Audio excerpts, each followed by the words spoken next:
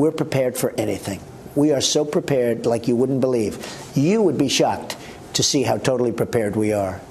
Wow. If we need to be. Would it be nice not to do that? The answer is yes. Will that happen? Who knows? Let's bring in Ambassador John Bolton, former U.S. ambassador to the United Nations and a Fox News contributor and senior fellow for the American Enterprise Institute. Ambassador, always good to see you. So important to get your points of view now on this Monday. I have read an editorial that you have written, and something stood out. You said we can't let Kim Jong-un and his bizarre regime have America by the throat. Why would you put it that way? Well, I think that's the position we would be in if we allowed North Korea to acquire and retain the capability to hit any target in the United States with thermonuclear weapons, which they are very close to doing, as CIA Director Mike Pompeo said just a few days ago. And that's why I think the president's upcoming trip to Asia is going to be important. This meeting today, the Prime Minister of Singapore, important in its own right to be sure, but also helping to set the stage for that. I think North Korea will be probably the single most important issue for the president, certainly in his meetings in Japan, South Korea, and China, but also with the countries of Southeast Asia as well. You know, Ambassador, you and I often talk about points of history being so important to go back to. And in your article, and today, I would love for you to tell our viewers about something that happened. Franklin Roosevelt, September 11th, 1941.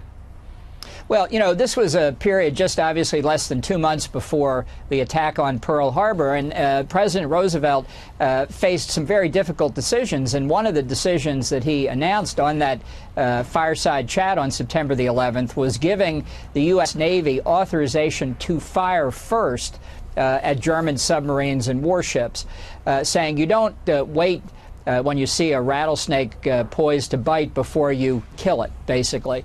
And I think this is a lesson in preemption. It's a hard lesson. It's not one we want to face.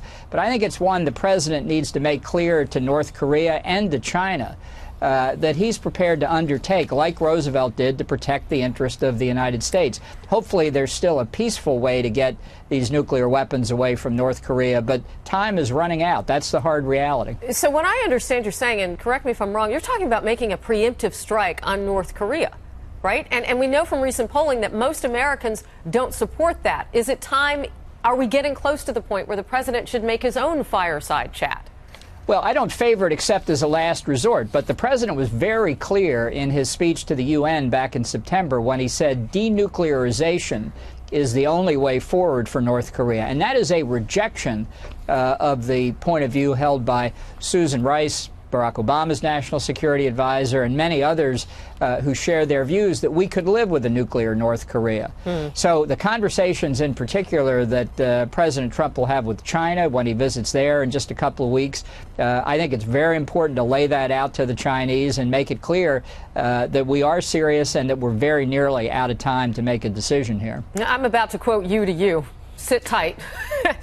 You say, or rather you write, in the fireside chat, Roosevelt observed that others, quote, had refused to look the Nazi danger squarely in the eye until it actually had them by the throat. Do you think that there are some in this country who might have some power or some influence who are not looking the danger of North Korea squarely in the eye? I think the Obama administration spent 8 years not looking the danger squarely in the eye, and I don't think they looked the Iranian threat in the eye either. During this entire period of time, they said, oh, of course we don't want these two countries to get nuclear weapons. It turns out they weren't serious about it. And when they admit, as Susan Rice did, that 25 years of prior efforts over 3 administrations had failed to stop North Korea, she said, well, now I guess we just have to accept it. I do not accept this failure, and I do not accept that the United States should be held hostage by this strange regime in North Korea or by the mullahs in Tehran while we're on the subject. You know, Ambassador, last hour on Outnumbered, we had some breaking news with the Prime Minister of Singapore here visiting the White House. President Trump, the two of them walked out shortly ago, and they announced a deal where Singapore is going to buy Boeing planes, and they're having conversations about a whole host of things. How does North Korea come up in that conversation between those two leaders?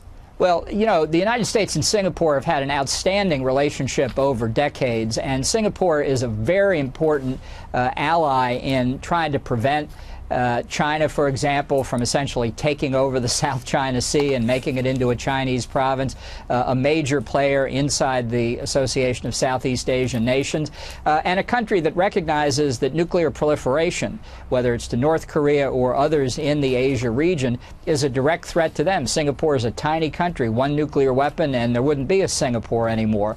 So they've cooperated with us in a variety of ways, including the Proliferation Security Initiative, to stop countries like North Korea and Iran from benefiting from the port of Singapore to acquire dangerous technology like in the nuclear field. Real quickly before I let you go, also breaking news last hour, Secretary of State Rex Tillerson touching down in Iraq, set to meet with leaders there, including Abadi, the prime minister, but potentially also the president of that country. A quick thought from you.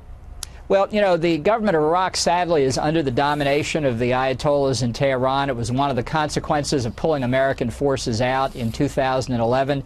I'm not sure there's much that could be done, but I hope one message that Secretary Tillerson delivers is leave the Kurds alone. Don't take any further military steps against them. I think we should be helping the Kurds in material ways, and I hope Secretary Tillerson delivers a very strong message that Iraq and Iran are not going to solve the Kurdish problem by force.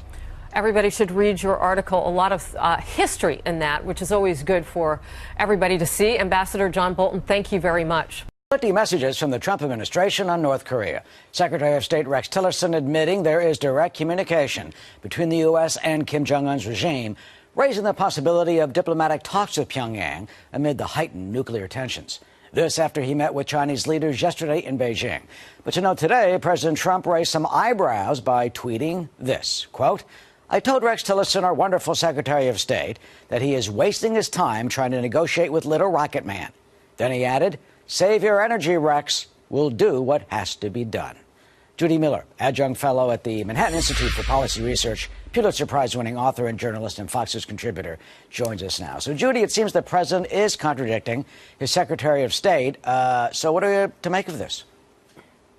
Well, you know, Eric, with Donald Trump, it's always hard to tell, but rather than leap to conclusions, let me posit a kind of benign explanation, which is perhaps Donald Trump is sending out deliberately mixed messages. Perhaps he wants to be the bad cop and let Rex Tillerson, his Secretary of State, who's been trying to get these back channel talks going, and by the way, something seems to be going, as he himself said, so that you have a yin-yang, good cop, bad cop. That's the positive or the benign explanation. There are several other competing explanations. One is that Secretary Tillerson, whom everyone has been rumored to be on the way out for a long time, is now getting the Tom Price treatment, the humiliation, the not-so-subtle tweet push from the president, softened by the blow of wonderful Secretary of State. But it could also be that Donald Trump has just been spending too much time at the 19th hole of his golf course. I mean, we really don't know because it's President Trump. Well, let's say it's the first explanation, which in some ways seems right. it seems to make sense, because here you have Tillerson and Beijing meeting with the leaders, and you got the president. It's like the guy, you know, behind you saying, you know, if you don't work something out, you know, I got the big baseball bat. And we have a tweet from the State Department, Heather Nauert, today, which says that basically this is a message, it seems, directly to Kim Jong-un. It says diplomatic channels are open, but they won't be forever. So that's not a subtle message to, you know, stop your behavior and sit down and perhaps talk. It's not a subtle message, Eric, and we have seen these mixed messages before. Remember Secretary of Defense Mattis saying that we have, quote, military options available to us. No one seems to know what those might be that wouldn't harm the people of South Korea or endanger our troops in South Korea or Japan. But the problem with North Korea is, and here I have to give President Trump a break, he inherited this mess from a succession of Republican and Democratic presidents who have tried to solve the Korea problem and haven't been able to do so. And we have a young, brash, 33-year-old dictator who's racing ahead in his military program to try and get a weapon that the United States will have to pay attention to as an instrument of regime survival. So let's just hope that those who say that Mr. Kim is actually intent on self-preservation as opposed to suicide, let's just hope they're right. But let's stand back also and ignore for the moment the president's tweets and look at what's happening on the ground. At long last, there seem to be some back-channel talks going on. This would be a good thing because, as Rex Tillerson said, everyone, and I assume he means the president and that as well, needs to lower the temperature a bit. But, you know, Judy, the talks, and there is a point. You talked about the president inheriting this. I mean, he just had a tweet within the last hour expressing that exact situation. This is what he says. He says, being nice to Rocket Man hasn't worked in 25 years. Why would it work now? Clinton failed, Bush failed, and Obama failed. And he adds ominously, I won't fail. I mean, look, you had the six-party talks. 1994, the oil for food deal with the Clinton administration, in which they took a lot of oil and money and totally lied and continued their program. And even President George W. Bush, as a sign of generosity, perhaps, took them off the State Department list of terrorism, sponsors of terrorism. And look what we got. So doesn't the president have a point, absent, potential war?